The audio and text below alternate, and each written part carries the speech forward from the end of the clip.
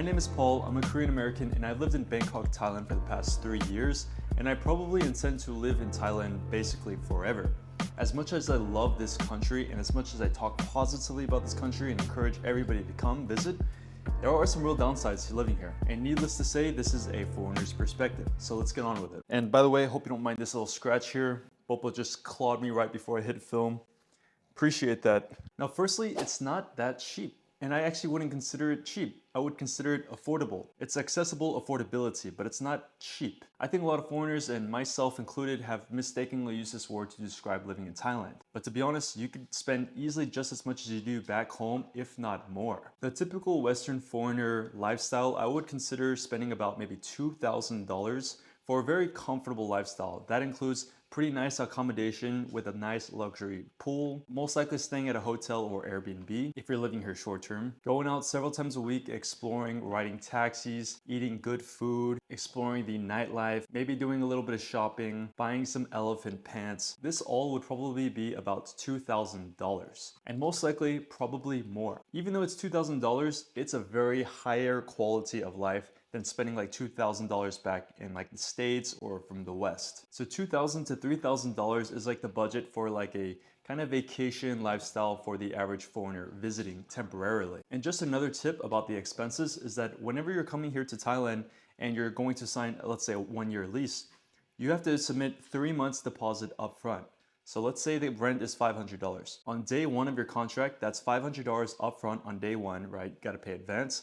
And then you also have to pay the security deposit, which is 2 times the monthly rent. That's $1,500 immediately on day one. So if you have a $2,000 budget, you've just spent $1,500 on day one in landing in Thailand. And also if you're using Airbnb, the typical condo that might cost like $500 for a yearly contract, you should be expected to pay about $1,000 because of the premium that Airbnb charges. But don't let this discourage you from visiting. I know plenty of foreigners who could come here on a much lower budget. You could stay at hostels, you could stay at some accommodations for maybe $15, $20 a night. You could avoid going to the like touristy destinations. And if you're not primarily interested in staying in Bangkok or Phuket or Pattaya, you could stay in Chiang Mai, which is a bit cheaper, and even go to like the northeastern villages, maybe Pai, maybe Chiang Rai, maybe Khon Kaen, maybe some of these other places that are not as popular, and you could live there for a lot less. So just keep that in mind. Even after saying all of this, it's still considerably more affordable than living in the West, especially for the level of entertainment and the quality that you can access here. Number two is,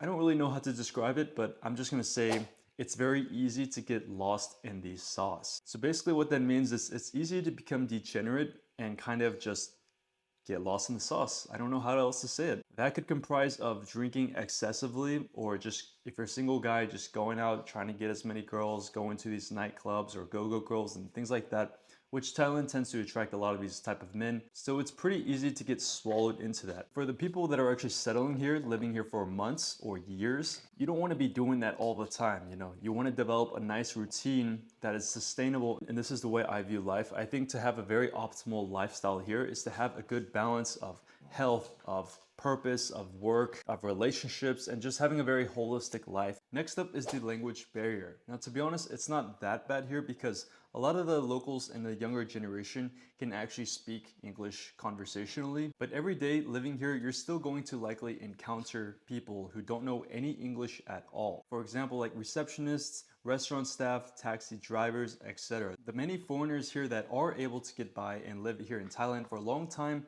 who don't know any Thai are basically able to get by using their Thai girlfriend or spouse or Google Translate to speak on behalf of them.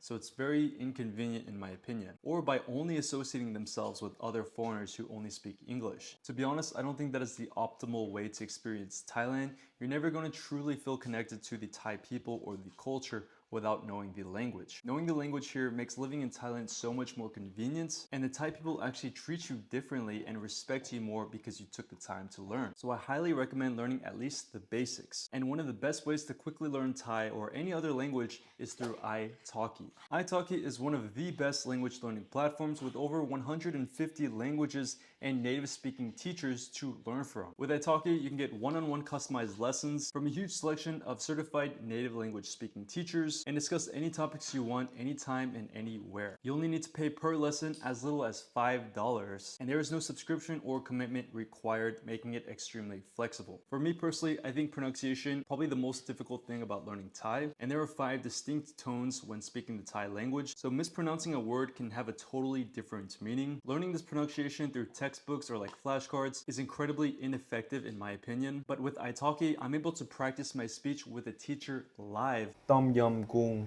ต้มยำกุ้ง Tom yum. ต้มยำกุ้งนะคะยำ like a yummy yummy Tom yum. Tom yum goong. Tom yum goong.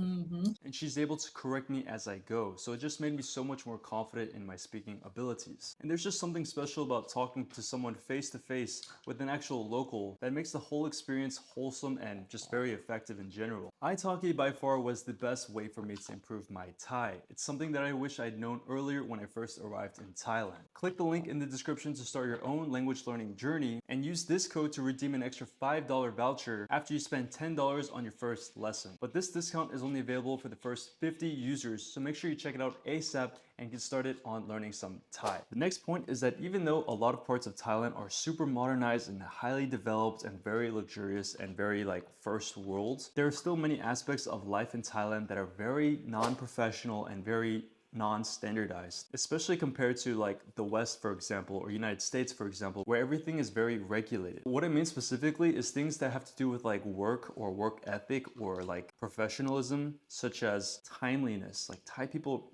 very, very late. You know, I'll make an appointment with the #1 internet provider. So I'll set an appointment with them, come at 12 p.m. They'll call me at 12:30 p.m. and they'll be like, hey, sorry, we can't make it today. Can we come next week? You know, it's like little things like that. It's just like, man, this happens a lot in Thailand, you know. Also, other things that have to do with like work, it's like efficiency. You know, in America, things are pretty efficient. For example, like that old saying, like how many people does it take to fix a light bulb? In Thailand, it's like 10 people. Like 10 people are required to fix that light bulb. And I'm not saying that because like they're incompetent, or sometimes they're just outright incompetent, to be honest. It's just like they don't bother to optimize it and to make it fast and smooth. It's just like, if this way works, we'll continue doing it this way, even though it might not be fast, efficient, or even if it might not be safe. It's just like, if there's a way to do it, we'll just do it this way.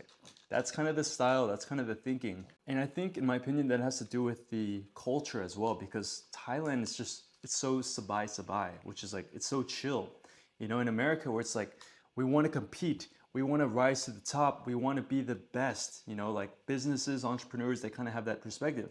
Whereas in Thailand, they're just comfortable with a good salary and not really thinking like extremely ambitiously, whereas like a lot of Western businesses or Western people, they might think like that. Some things here are just outright dangerous. Some things are very slow. Some things are very inefficient, non-punctual. It's sometimes just very, very funny. Like, I feel like a lot of things in Thailand, they're not intentionally funny, which is what makes it funny. If you live in Thailand, you'll kind of know what I mean by when people say only in Thailand. You have to live here to kind of get what I'm saying here. It's like a lot of things in Thailand, you'll see it, it's pretty damn funny because it's like, you're just like, only in Thailand. I don't know how to explain it.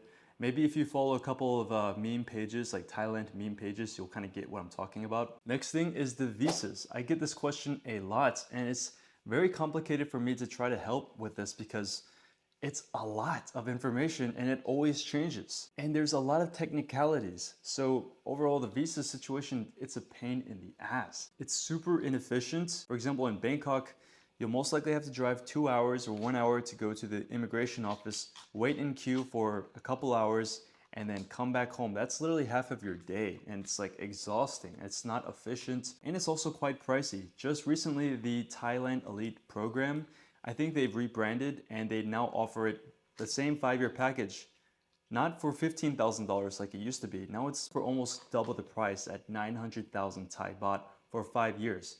That's almost 30,000 USD for 5 years.